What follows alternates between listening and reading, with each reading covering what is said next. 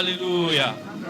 On est content d'être là en ce jour de libération, ce jour de Pâques.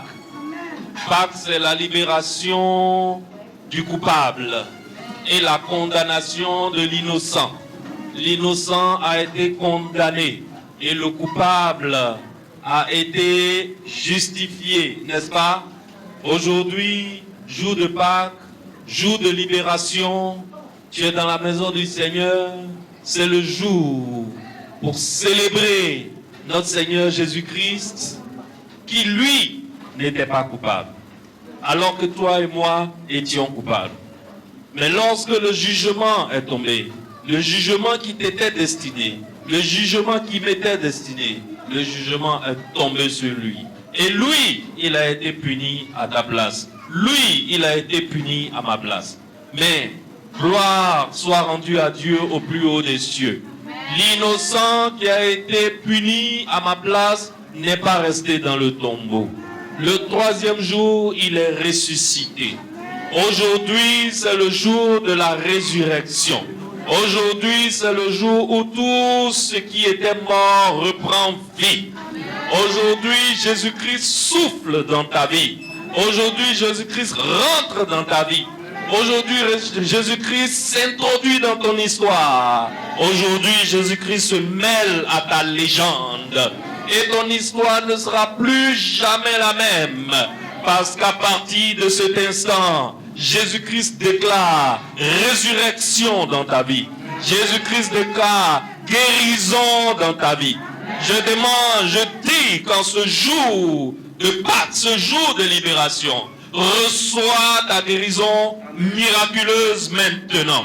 Que tout ce qui était malade en toi, demain va faire une radio, demain va faire une IRM, demain va faire un scanner et apporte-moi le résultat. Parce que je déclare que toute chose qui existait, qui est étranger dans ton corps, quitte maintenant dans le nom puissant de Jésus. Que les anges t'opèrent d'ici la fin du culte. Que les anges t'opèrent.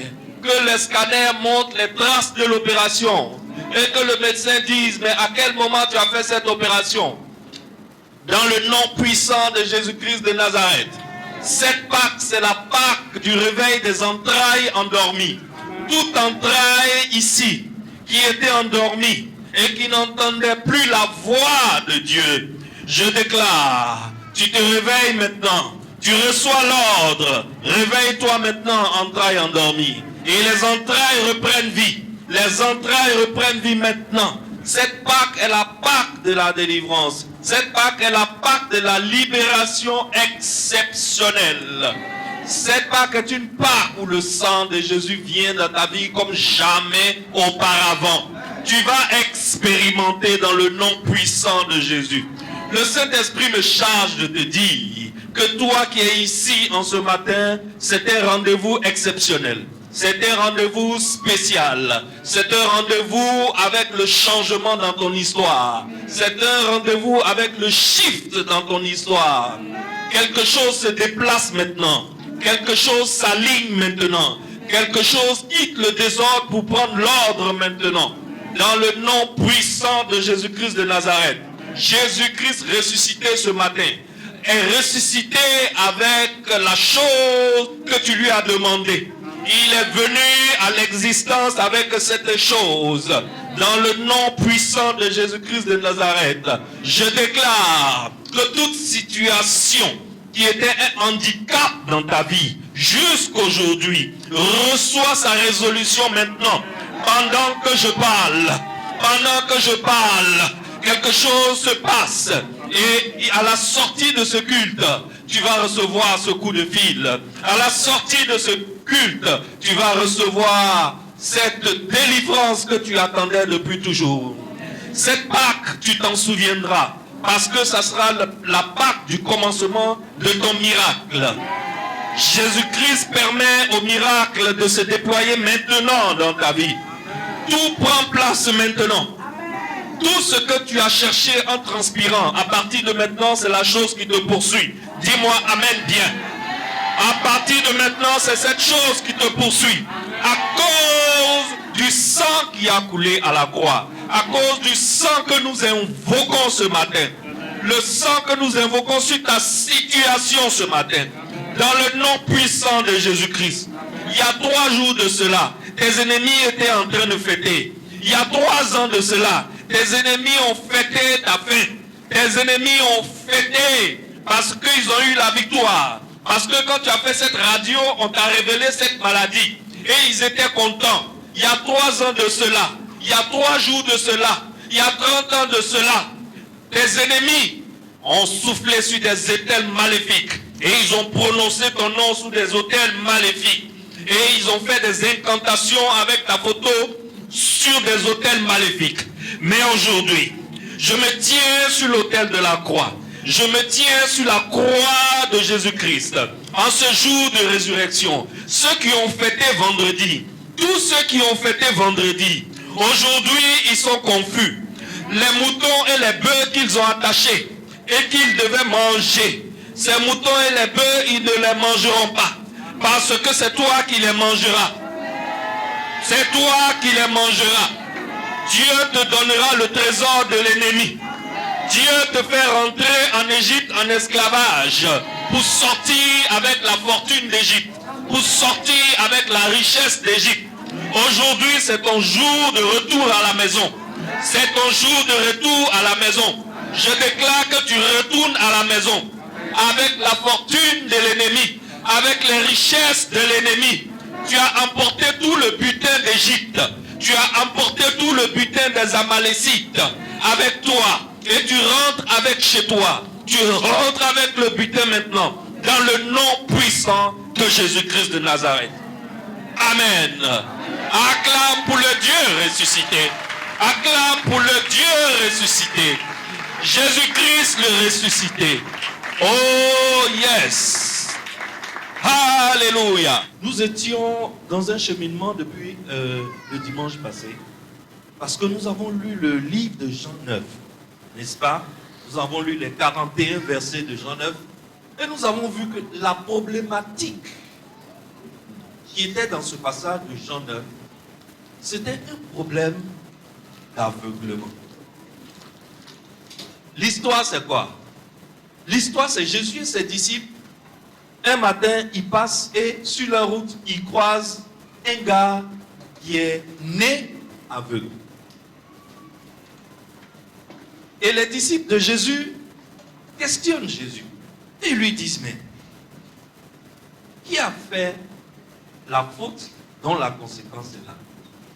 C'est-à-dire que si le gars là, il est né aveugle, c'est que quelqu'un a péché. Qui a péché? C'est lui-même roi ou bien ce sont ses parents? Jésus dit non. C'est ni lui, ni ses parents. Mais ce monsieur, il est né aveugle pour que les œuvres de Dieu soient manifestées en lui. C'est-à-dire à travers lui, Dieu puisse se manifester aux hommes. Comment Dieu va se manifester aux hommes? Quel est le problème de ce monsieur? Ce monsieur, il est né aveugle. Alors nous avons vu, on ne va pas reprêcher le message. Si tu veux écouter le message, tu vas sur YouTube. Le message sera sur YouTube, je crois, depuis ce matin. Mais nous avons vu, à la fin de la journée, nous avons découvert que le message que Jésus-Christ était en train de donner à ses disciples, c'est que, en réalité, vous tous, c'est-à-dire toute la race humaine, vous êtes nés aveugles. Mais votre problème qui fait que vous ne le savez pas, vous savez c'est quoi? C'est qui fait que vous ne savez pas que vous êtes nés aveugles. C'est ce qui s'est passé dans le jardin d'Éden. Parce que dans le jardin d'Éden, l'ennemi est allé dire à la dame, si jamais ils mangent du fruit, leurs yeux vont s'ouvrir. Ça veut dire quoi? Ça veut dire qu'avant que le fruit ne soit mangé, leurs yeux étaient comment? Leurs yeux étaient fermés. Quand ils ont mangé le fruit, les yeux se sont ouverts, oui ou non? Ça s'est ouvert. Et ils se sont rendus compte qu'ils sont nus. N'est-ce pas? Ça s'est ouvert. Quel est le nœud du problème à ce niveau? Le nœud du problème, c'est que c'est Dieu lui-même qui nous a fait naître aveugles. C'est la volonté de Dieu que nous naissons aveugles. Parce que Dieu veut que nous dépendons de lui pour voir. Dieu veut que nous dépendons de lui pour voir. Qu'est-ce qui s'est passé dans le jardin? Dans le jardin, nous avons emprunté un chemin qui nous a permis de voir en dehors de Dieu. C'est tout ce que le diable voulait. Le diable sait que Dieu va nous donner la vue. Mais si Dieu nous donne la vue que Dieu a, la vraie vue, lui, le diable, n'aura plus jamais de disciples parmi les hommes. Alors, qu'est-ce qu'il fait? Il va proposer aux hommes la vue, mais une vue en dehors du chemin de Dieu. Alors, l'homme mange le fruit. Automatiquement, l'homme mange le fruit, ses yeux s'ouvrent. Et l'homme commence à voir. Malheureusement, les yeux se sont ouverts, les yeux commencent à fonctionner, mais c'est seulement les yeux physiques qui se sont ouverts. Les yeux spirituels sont restés fermés. Or, qu'est-ce que Dieu appelle voir? Dieu n'appelle pas voir le fait que tes yeux physiques sont ouverts. C'est pas ça que Dieu appelle voir. Parce que tes yeux physiques qui sont ouverts là, ne voient que ce que Dieu veut que tu vois. Et ça ne voit que ce que Dieu a permis que tu vois. La vraie vue, c'est la vue du cœur. La vraie vue, quand on dit quelqu'un voit, en fait, il faut faire la différence entre les yeux ouverts et voir. Les deux ne sont pas la même chose. Est-ce que tu me suis bien? Les deux ne sont pas la même chose. Ce n'est pas parce que tes yeux sont ouverts que tu vois. Parce que quand la Bible dit voir, là, ça ne veut pas dire voir que cette salle a les murs blancs, des rideaux rouges, des ampoules, il y a des hommes qui sont assis. Ce n'est pas ça que Dieu appelle voir. Dieu a un vrai programme pour l'homme afin de voir. Donc, tous les hommes sont nés aveugles et Dieu veut être celui qui nous enseigne la vue. Malheureusement, le péché dont nous avons hérité rend cela impossible. Et malheureusement encore, le fait que nos yeux se sont ouverts dans le jardin, ça nous trompe. Je ne sais pas si quelqu'un me suit bien. Le fait que nos yeux physiques se sont ouverts dans le jardin et qu'on a l'impression qu'on voit. On a l'impression qu'on voit. Alors, l'information nouvelle que Jésus nous donne en Jean 9, c'est qu'en réalité, il n'y a aucune différence entre cet aveugle-né et nous tous. Nous sommes pareils à cet homme aveugle-né. Celui qui n'est pas capable de voir Dieu, celui qui n'est pas capable de reconnaître Dieu, celui qui est incapable de voir la lumière du monde. Et la lumière du monde, c'est qui? Nous l'avons vu en Jean 9 la dernière fois. La lumière du monde, c'est qui? C'est Jésus-Christ. Celui qui est incapable de voir qui est Christ, il est encore aveugle. Il est encore aveugle. Alors, l'aveuglement spirituel, c'est être incapable de reconnaître Dieu. Livrés à eux-mêmes, les humains sont spirituellement aveugles et sans espoir. Alors, dans sa grâce, qu'est-ce que Dieu a fait? Dans sa grâce, Dieu nous offre un moyen de voir. Dieu nous offre un moyen de voir. Et c'est ce qui s'est passé à partir de la Pâque, ce jour que nous sommes en train de célébrer. Rappelle-toi ce que nous avons lu la dernière fois en Matthieu 11, 27. Relisons. Matthieu 11, 27 dit, c'est Jésus qui parle. Il dit, toutes choses m'ont été données par mon Père. Et personne ne connaît le Fils, si ce n'est le Père. Est-ce que quelqu'un me suit bien? Suis-moi bien, cette affaire-là, c'est très intéressant. Personne ne connaît le Fils, si ce n'est le Père. Personne non plus ne connaît le Père, si ce n'est le Fils. Et c'est là où ça commence à devenir intéressant. N'est-ce pas? C'est là où le film, ça quitte blanc-noir pour devenir en couleur. Et celui à qui le Fils veut le révéler. Ça veut dire qu'il y a quelqu'un qui a le pouvoir de nous apprendre à voir. Et ce quelqu'un-là, c'est qui? C'est Jésus, c'est le Fils. Il est le seul qui a la capacité de transmettre la vue à quelqu'un.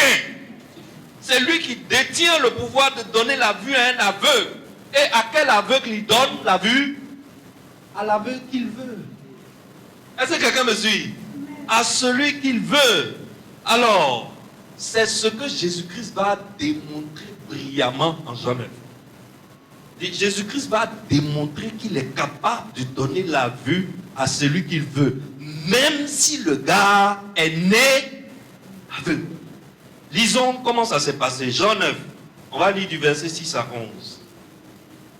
Jean 9, 6 à 11. Après avoir dit cela, il cracha à terre et il fit de la boue avec sa salive. Puis il appliqua cette boue sur les yeux de l'aveugle. Et il lui dit, va et lave-toi au réservoir de Siloé, nom qui signifie envoyé. Il y alla, se lava et s'en retournant, voyant clair. Ses voisins et ceux qui auparavant l'avaient connu comme un mendiant disaient, n'est-ce pas là celui qui se tenait assis et qui mendiait? Les uns disaient, c'est lui. D'autres disaient, non, il lui ressemble. Et il disait lui-même, c'est moi. Et il lui dit donc, mais comment tes yeux ont-ils été ouverts?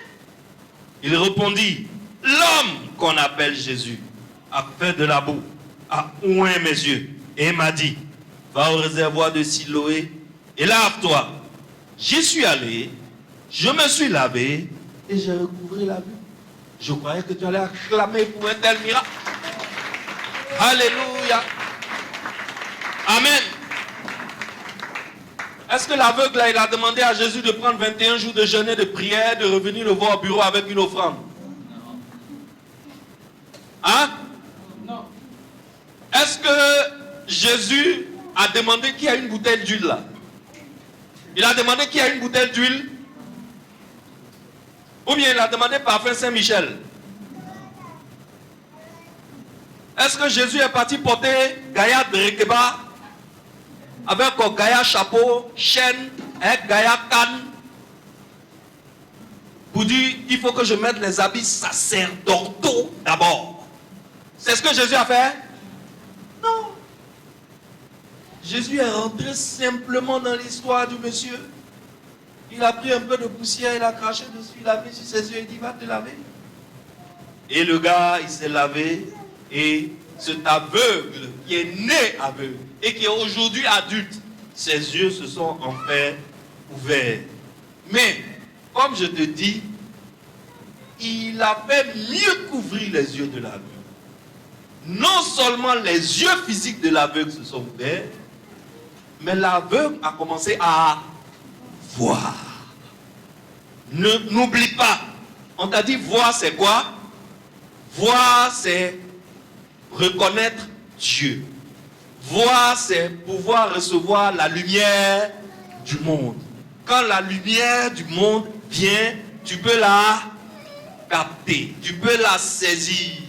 Voir, c'est quand même si Dieu change de forme, même s'il change de façon, mais s'il est dans la place, tu fermes les yeux, tu sens que Dieu est dans la place. Pourquoi? Parce que tu le connais. Pourquoi tu le connais? Parce que celui qui a le pouvoir de faire connaître Dieu te l'a fait connaître. C'est ça qu'on appelle voir. Alors, écoute ce que ce gars-là, il dit. Je veux te prouver que le gars-là, ce n'est pas seulement ses yeux physiques qui se sont ouverts, mais les yeux de son cœur aussi se sont ouverts. Regarde ce qu'il dit. Jean 9, 32 à 33. Il dit, ça c'est l'aveugle né là qui parle. Il dit, jamais on a entendu dire que quelqu'un ait ouvert les yeux d'un aveugle né. Si cet homme ne venait pas de Dieu, il ne pourrait rien faire. L'aveugle né est devant des docteurs de la parole. L'aveugle né est devant des grands pasteurs, des bishops, des archibishops, des gens qui ont 3, 4, 5 doctorats en théologie, des gens qui vivent au temple, des gens qui sont dans la parole matin, midi, soir. On vient de lui ouvrir les yeux. Tout à l'heure, là, il y a quelques minutes. Mais à peine on lui a ouvert les yeux, il dit non, non, non, non, le gars qui m'a ouvert les yeux, là, il vient de Dieu. Les pharisiens là disent, mais toi tu es malade? Toi tu es né dans le péché, toi tu vas nous montrer qui vient de Dieu? Parce que le monsieur, la lumière du monde est venue vers lui et il a pu la capter. Et il est surpris que les gens qui sont autour de lui, qui eux sont des voyants depuis toujours, et ils n'arrivent pas à reconnaître que Jésus-Christ est le prophète qui a été promis par Moïse. Parce que dès que ce gars-là, Jésus-Christ lui a ouvert les yeux, il y a une parole qui a commencé à sonner dans sa tête. Il y a une parole qui a commencé à sonner dans sa tête. C'est une prophétie de Moïse.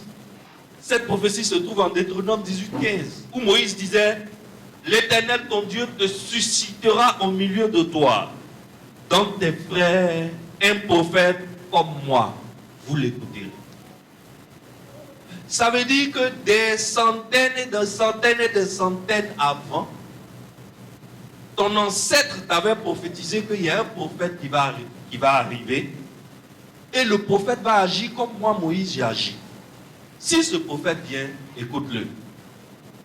Maintenant, nous qui sommes les petits-fils, les arrière-petits-fils, cet ancêtre est mort il y a longtemps, mais ce qu'il a dit est là, c'est dans notre mémoire collective.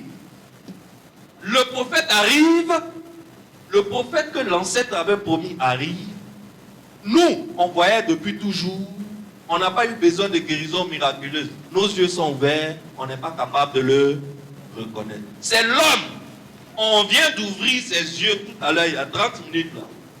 C'est lui qui reconnaît que le gars là, s'il ne vient pas de Dieu, c'est qu'il fait là, il ne peut pas faire. Alors, Excellence, quand quelqu'un est atteint d'aveuglement spirituel, ce qui se passe, c'est qu'il a les yeux grands ouverts, il voit la lumière du jour, mais il est incapable de discerner la lumière de Dieu. C'est la véritable. Je reprends pour toi. C'est très très très important.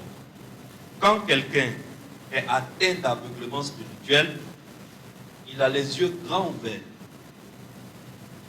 et il perçoit la lumière du jour, mais il est incapable de voir et de discerner la lumière de Dieu qui est la véritable lumière.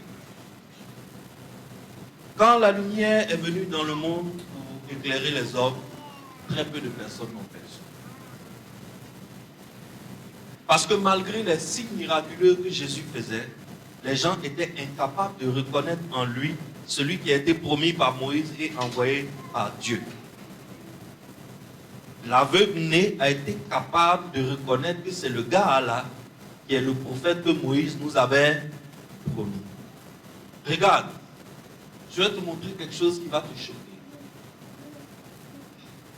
En début de la semaine sainte, à Jérusalem, il y a une scène spéciale qui fait bouillir toute la ville. Les rues de Jérusalem sont envahies.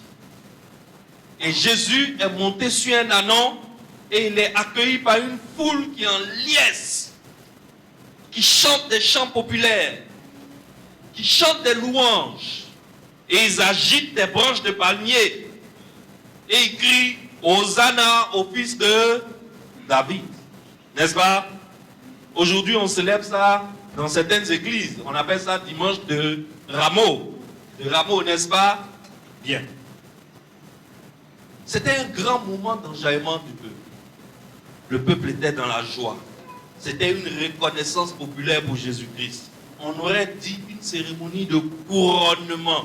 La ville tout entière était en émoi. Et les gens acclamaient tellement que le bruit des acclamations devant Jésus-Christ et derrière Jésus-Christ, ça dépassait les murs de Jérusalem.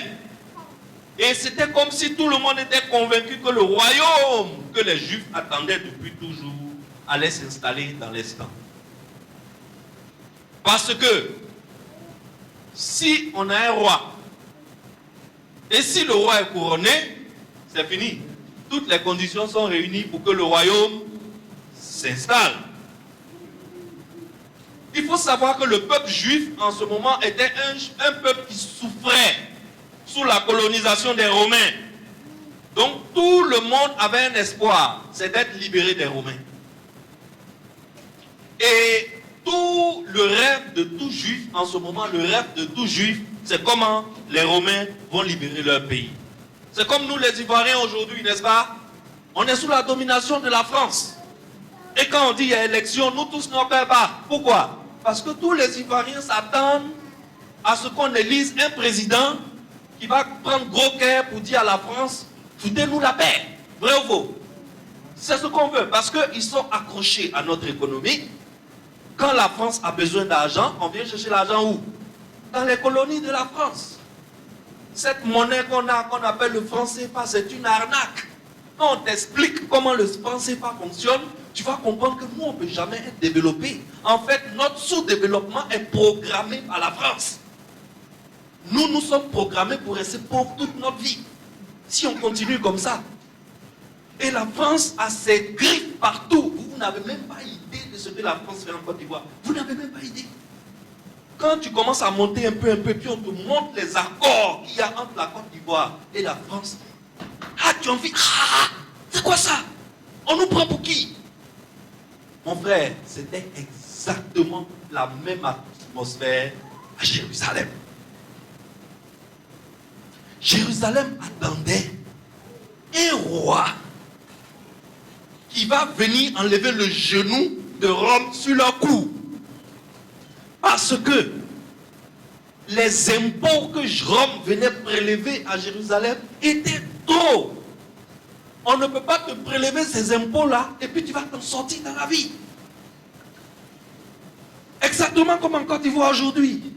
Chaque matin, l'électricité augmente. Je me demande comment on va faire dans ce pays si ça continue comme ça. Chaque jour, l'eau augmente. Tu vas au marché. Banane, désormais, c'est 5 bananes à 2000 francs.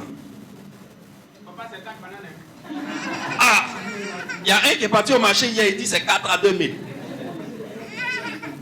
Et tous les jours, la vie est de plus en plus chère. Pourquoi? Parce que tous les 6 mois, les impôts augmentent. Quand on augmente les impôts, les entreprises disent pour nous, on n'a rien à avoir dedans. On va augmenter le prix des marchandises. Parce qu'aucune entreprise ne va endosser les impôts. C'est le consommateur qui endosse les impôts. Donc aujourd'hui, tout Ivoirien, quand on dit qu'il y a une élection, on veut savoir quel est le président qui va venir et qui va jeter la France dehors. Pour qu'on puisse prendre notre économie en charge, n'est-ce pas? C'est ce qu'on ressent aujourd'hui là, c'est exactement ce que les Romains ressentaient à cette période. Bon, imagine des gens qui ressentent quelque chose comme ça. Et puis, au début de la semaine sainte, un cortège rentre dans Jérusalem et on dit voici le roi des Juifs. Et devant lui, ça acclame. Derrière lui, ça acclame. Les femmes enlèvent leurs pagnes et mettent par terre pour que son âne puisse passer sur les pagnes.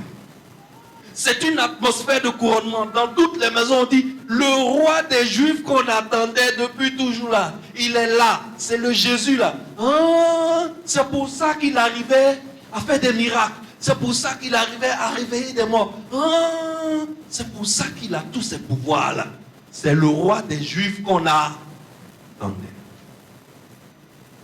Alors, qu'est-ce qui va se passer?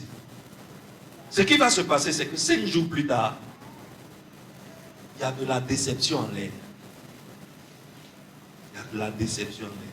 Pourquoi il y a de la déception en l'air?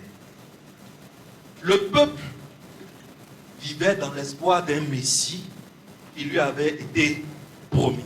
Mais dans la compréhension du peuple, le Messie qui va venir, ça sera un Messie guerrier. Ça sera un chef qui tient l'épée et qui va libérer Israël de l'occupation des Romains et va restaurer le trône de David avec puissance et gloire. C'est ce que le peuple attendait. Et c'est cette image qu'il y avait dans l'imaginaire des foules. Donc, en voyant Jésus accomplir des miracles, ressusciter des morts, enseigner avec autorité, ils ont automatiquement projeté sur lui leurs espoirs politiques et sociaux. N'est-ce pas? Et ils attendaient un roi qui allait prendre non seulement le pouvoir dans le temple, mais qui allait prendre aussi le pouvoir politique, le pouvoir du gouvernement, pour chasser Rome hors de Jérusalem. Donc, ce premier jour-là, la ferveur qui était dans l'air, c'est à cause de ça que les gens acclamaient. C'est ça là que les gens attendaient. Mais malheureusement, dans cette histoire, il y a un gros malentendu. Le malentendu, c'est quoi? Parce que le peuple proclamait Jésus comme roi sans savoir quel type de roi Jésus est. Est-ce que quelqu'un me suit bien? 5 jours plus tard, le même peuple qui tenait les rameaux dimanche passé là. C'est pour cela que quand les gens courent pour aller faire rameau là, ça ne me dit rien. Parce que c'est les mêmes gars qui tenaient rameau là. Hein? Le même peuple qui a tenu rameau, qui a fait rameau pour faire entrer Jésus dans Jérusalem là. Et qui criait Hosanna, fils de David. Intronisez le fils de David. Hosanna au roi des Juifs. C'est le même peuple là, 5 jours plus tard, n'avait plus des rameaux dans la main, mais avait des pierres dans le cœur. Et au lieu de Hosanna, fils de David, introniser le fils de David, c'était crucifie-le. Le même peuple. Il n'y a que 5 jours qui sont passés. Les mêmes gars qui ont fait rentrer Jésus-Christ à Jérusalem avec fanfare, avec danse, avec tout ce que tu connais, les mêmes gars, Jésus est devant Ponce Pilate, déshabillé, blessé, maltraité, et Jésus est en train d'être jugé par Ponce Pilate. Ponce Pilate prend Barabbas, un brigand. Ponce Pilate leur dit, dans votre tradition, le jour de Pâques, on libère toujours un bandit, un prisonnier. Voilà Barabbas. Il a passé son temps à brigander, à voler et à violer.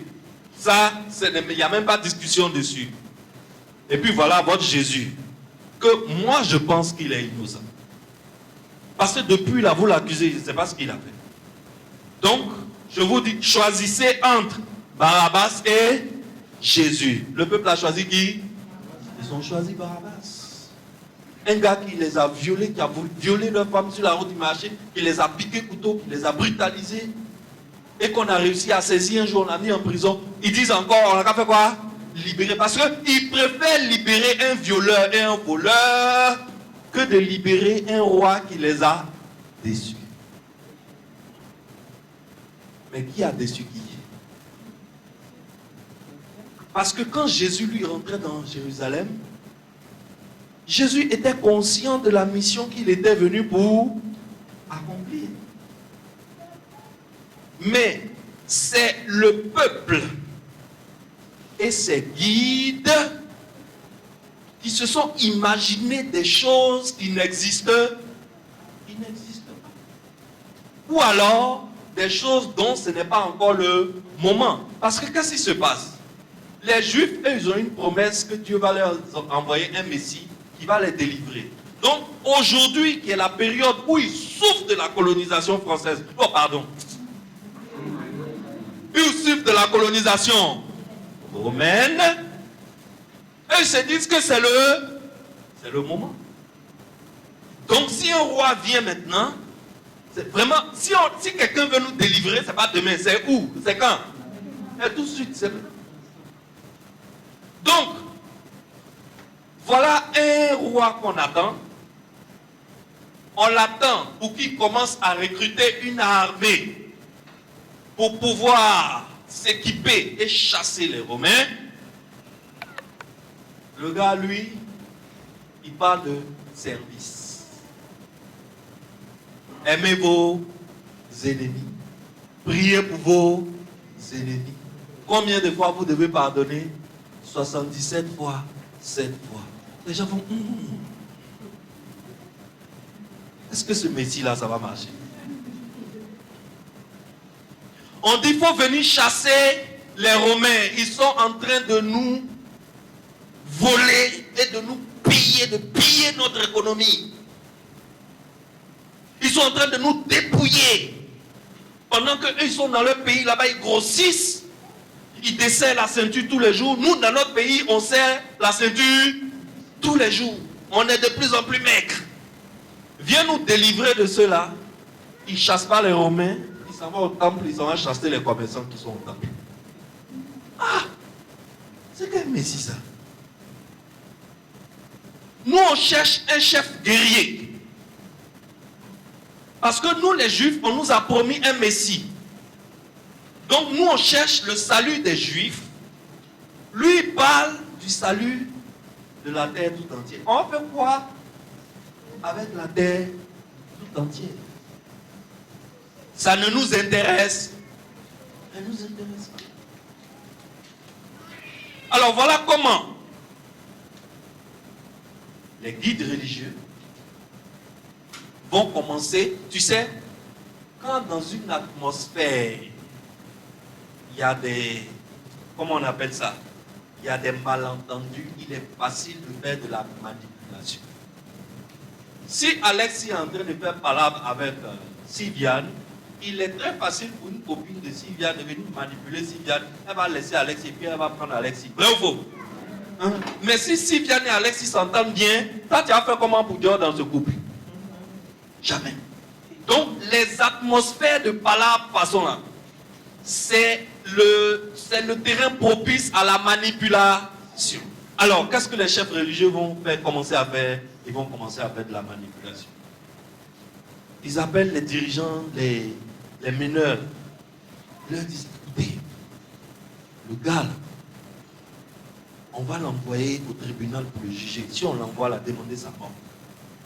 Demander sa mort. Parce que le gars là va nous mettre en problème, nous tous.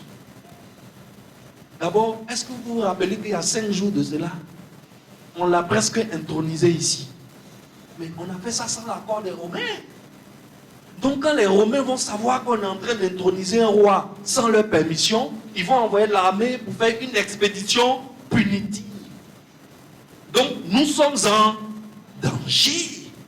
Le gars là, il nous met en danger. Et puis, vous ne vous avez pas rappelé, il n'a pas dit ici que lui va détruire le temple et puis en 3 jours, il va construire le temple. Il a dit ça. Il a dit ça.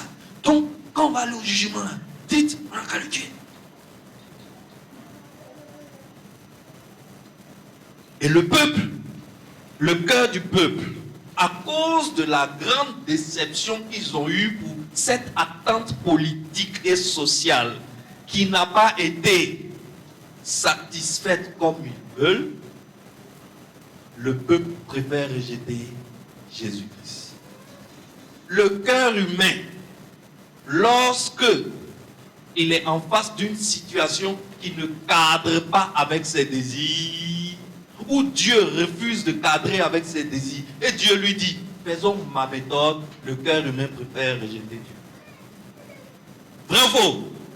Quand le cœur humain veut quelque chose, et que Dieu veut le contraire de la chose, quand Dieu vient, le cœur humain préfère rejeter Dieu. C'est là où tu vois que le cœur humain est gouverné par des désirs, les désirs de l'instant, ce que je veux ici et maintenant. Le cœur humain n'est pas gouverné par des convictions solides. C'est pour cela Matthieu pouvait dire, guide aveugle de gens aveugles. Guide aveugle de gens aveugles. Qu'est-ce que Matthieu était en train de dire? Vous êtes tous frappés d'aveuglement.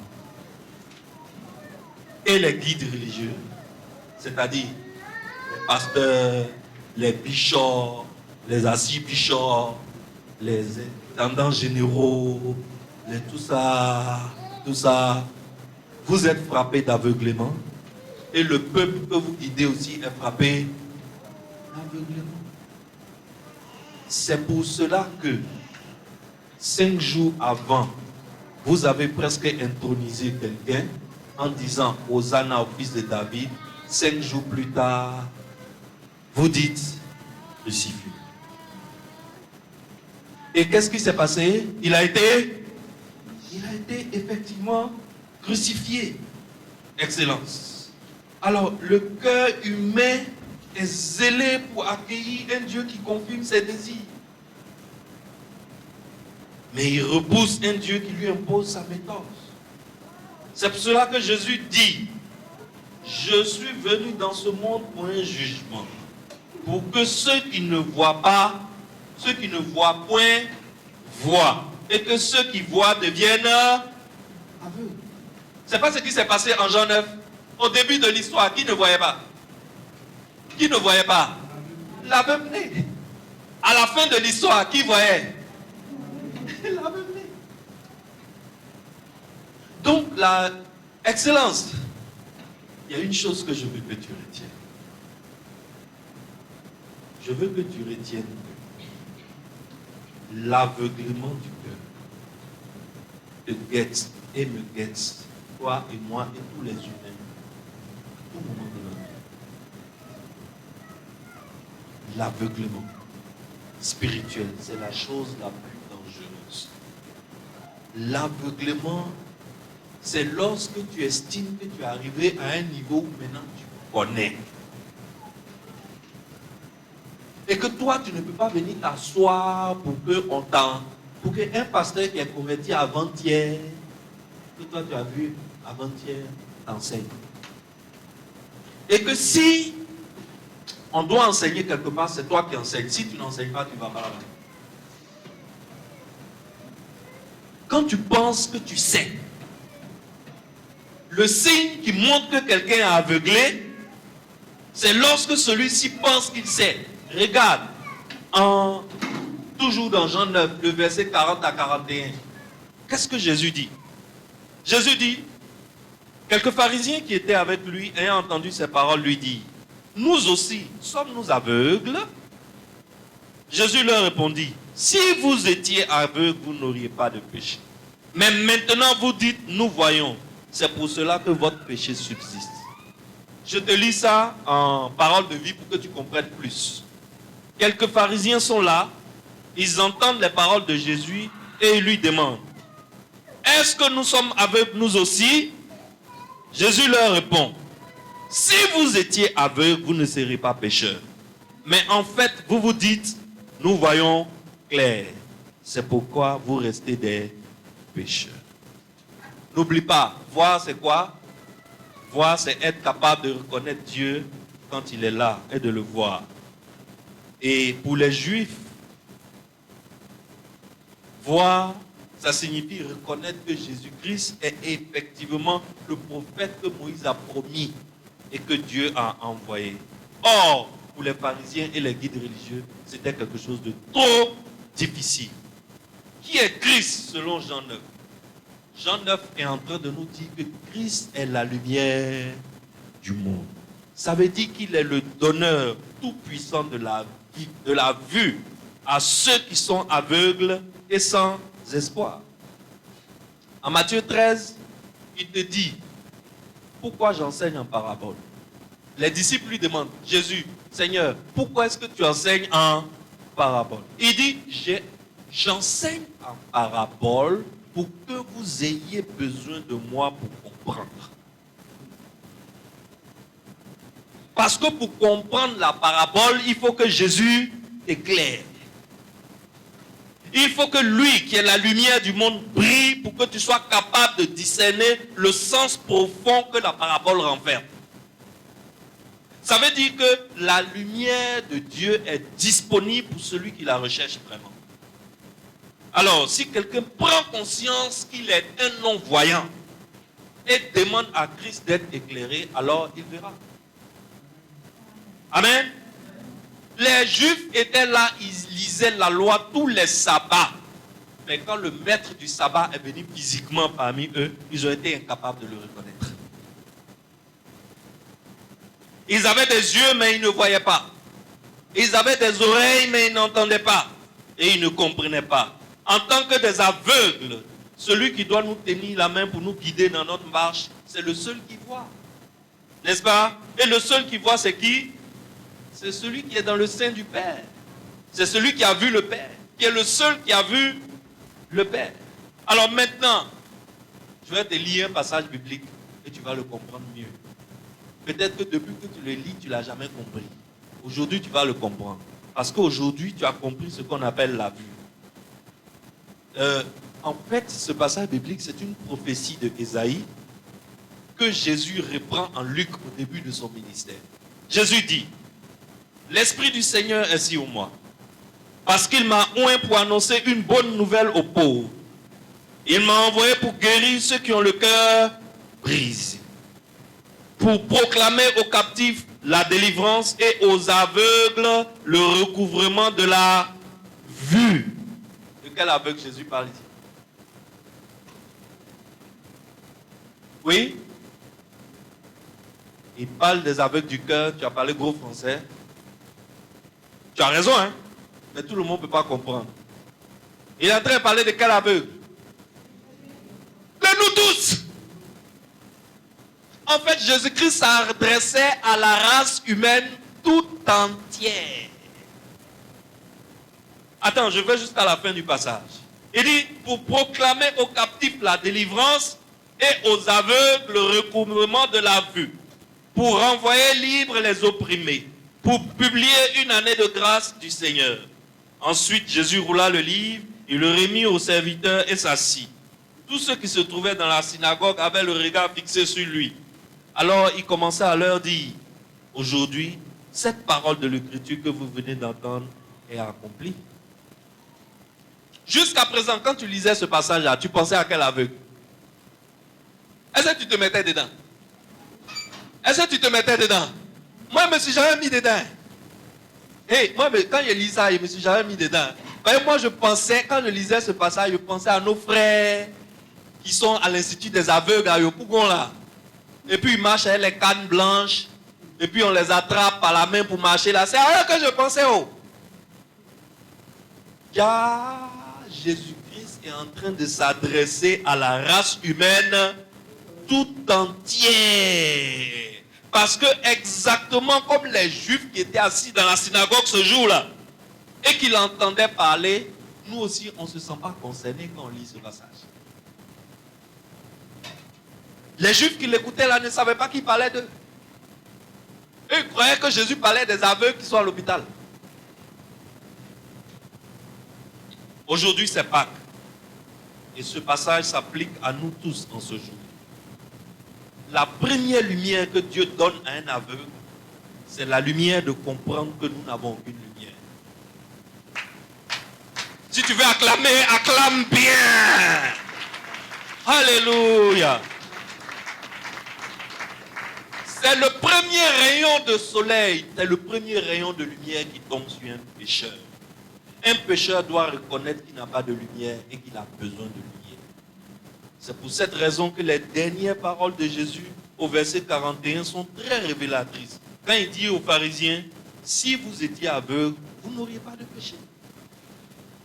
Mais maintenant que vous dites que nous voyons, c'est-à-dire à cause du fait que vous pensez que vous voyez, c'est pour cela que vous êtes pécheurs.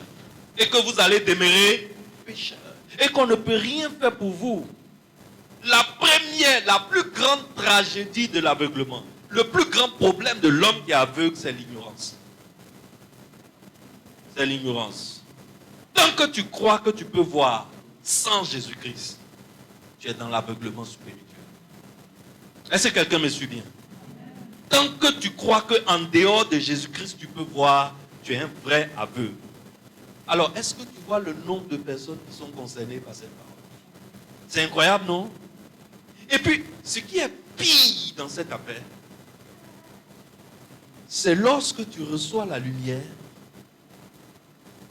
mais tu ne la reconnais pas. Si la lumière de Dieu vient vers toi et tu es capable, et tu es incapable de la saisir, de la reconnaître, de reconnaître qu'il s'agit de Dieu, la Bible dit combien sont grandes tes ténèbres. Combien sont grandes tes ténèbres. Ça veut dire que toi, on peut t'appeler super aveugle. Quand tu vois quelqu'un qui affirme qu'il connaît beaucoup, que lui il sait tout, qu'il connaît beaucoup de choses, excellence, il n'y a aucun doute, c'est un super aveugle. Un super aveugle spirituel. Quand quelqu'un estime que lui il a atteint un niveau où on vient faire asseoir les gens pour les enseigner, là, lui ne peut plus s'asseoir pour être enseigné, c'est un super aveugle. Mais à Pâques, Christ, il offre à tous les aveugles le recouvrement de la vue. C'est pour cela que Jésus disait aujourd'hui, jour de la victoire de Christ sous la mort, cette parole de l'Écriture que vous venez d'entendre est accomplie. Christ est la lumière du monde, excellence.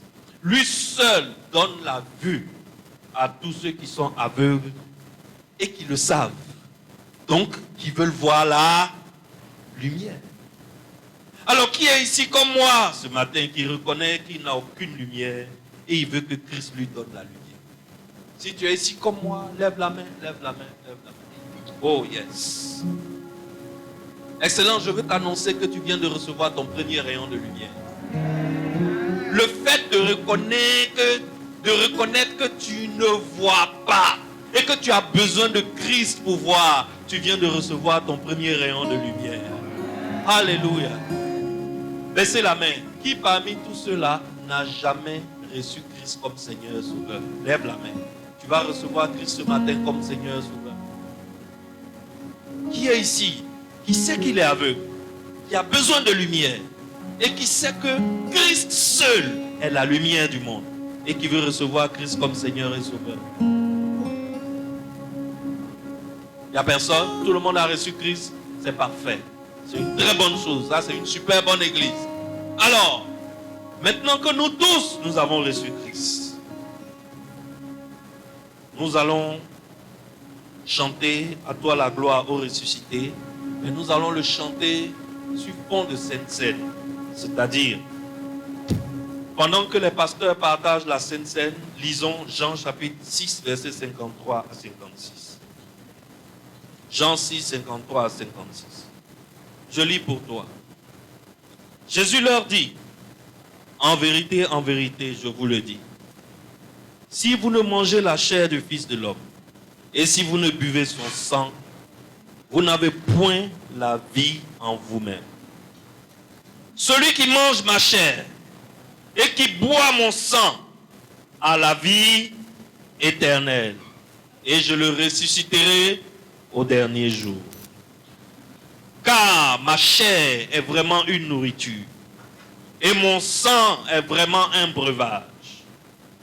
Celui qui mange ma chair et qui boit mon sang demeure en moi, et je demeure en lui. Excellence, ce jour-là, quand Jésus-Christ a fini de dire ça, il a donné d'eau à la foule. C'était une foule de plus de 5000 personnes. Mais quand Jésus-Christ est revenu dans sa position, toutes les 5000 personnes avaient fait quoi? Ils sont partis. Quand ils disent que c'est quel mouvement, c'est dans quel mouvement on rentre et puis on mange chair de quelqu'un et puis on boit sang de quelqu'un. Ça là, c'est pas clair. Ils ont préféré se chercher. Mais il y a 12 personnes qui sont restées. Et Jésus demande aux 12, et vous, vous ne partez pas aussi? Ils ont répondu, Seigneur, à qui irions-nous? Tu as les paroles de la vie. Je déclare que voici les 12 personnes réunies ici. Alléluia. À qui irions-nous? Christ a les paroles de la vie. Jésus-Christ a les paroles de la vie. Jésus-Christ va nous donner la vue. Jésus-Christ donne la vue. La vue dont Jésus-Christ parle, ce n'est pas la vue des yeux physiques, mais c'est le cœur. C'est le cœur. Quel est l'état de ton cœur lorsque la lumière de Christ vient? Est-ce que tu reconnais qui Christ est? Comme Jean 9 nous l'enseigne. Jean 9 nous dit qu'il est la lumière du monde. Est-ce que tu reconnais que tu es aveugle? Est-ce que tu reconnais que sans Christ, tu es aveugle? Est-ce que tu reconnais que nos yeux physiques qui se sont ouverts dans le jardin se sont ouverts en dehors de la volonté de Dieu? Et que ce sont ces yeux ouverts-là qui nous créent les problèmes. Vous n'avez pas remarqué que la plupart des problèmes, c'est nos yeux? Surtout nous les garçons, quand dit la vérité. Les garçons, quand dit la vérité. La plupart de nos problèmes, là, ça vient de quoi? Nos yeux. Ce que nos yeux regardent et voient. Il y a des mouvements musculaires qui ont beaucoup d'impact sur notre système d'équilibre et d'intégrité. Nos yeux ont été ouverts en dehors de la volonté de Dieu. Aujourd'hui, les yeux qui sont là, c'est pour nous qu'il y ait problème. Alors, Christ est venu pour nous ouvrir les vrais yeux. Ils sont les yeux du cœur. Les yeux du cœur. Christ est venu pour nous ouvrir les yeux du cœur. Alors, aujourd'hui, nous allons manger sa chair et nous allons boire son sang.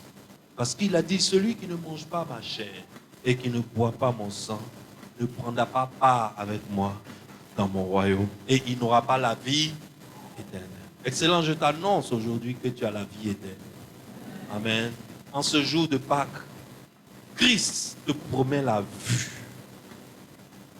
Et Christ dit que tu as la vie éternelle. C'est pour cela que nous allons lui chanter ce chant. À toi la gloire, ô ressuscité.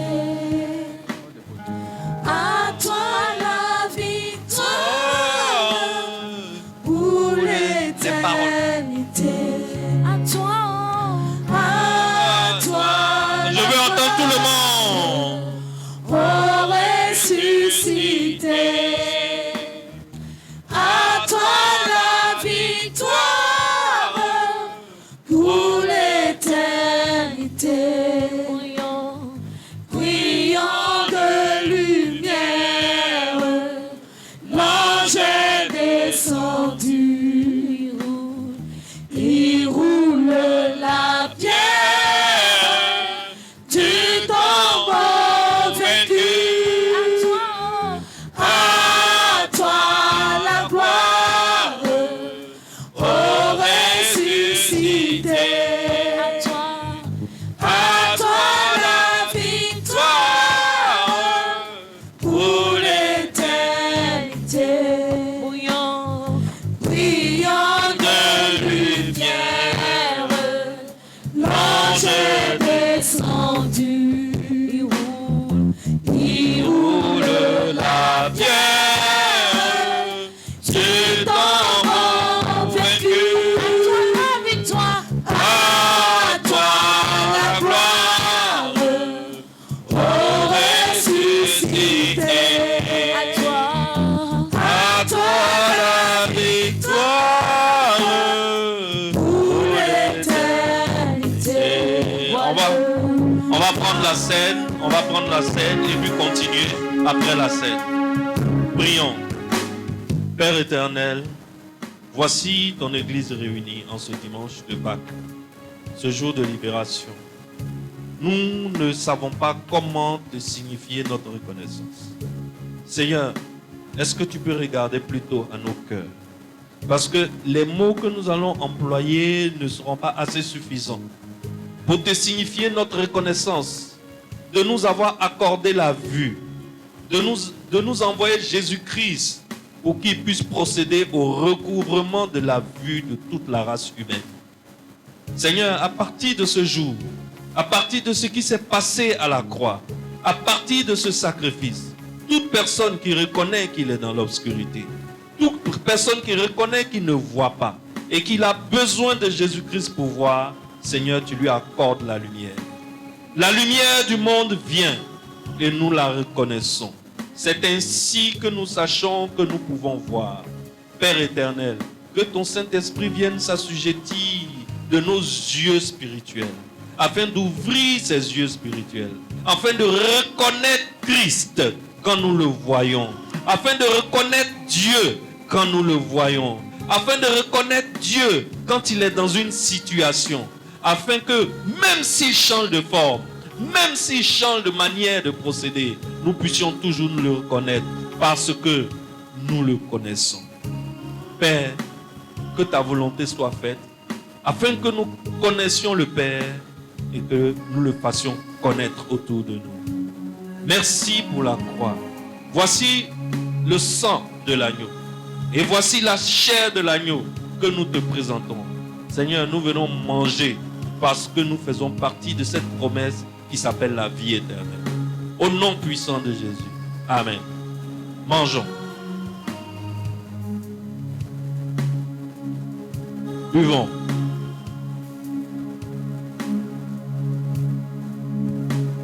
Amen.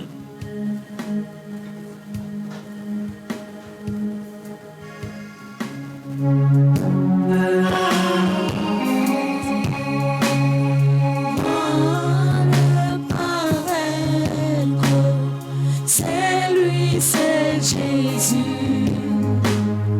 ton sauveur, ton maître. On ne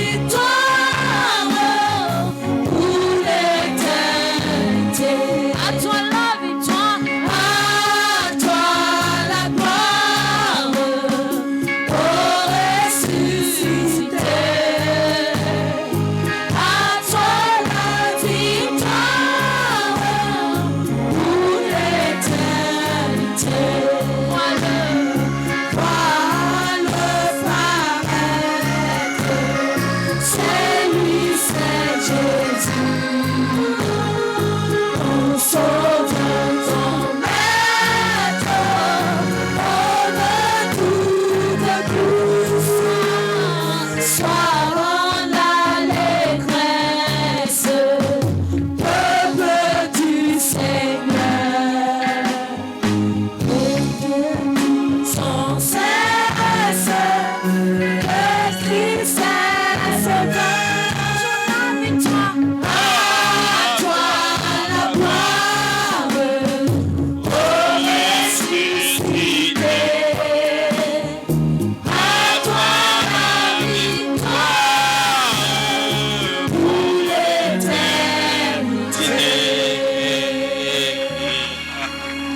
Joyeuse Pâques à tous. Joyeuse Pâques à toi. Bonne fête de Pâques à tous. Que aujourd'hui, jour de la libération te touche dans un domaine de ta vie. Amen. Dans le nom puissant de Jésus.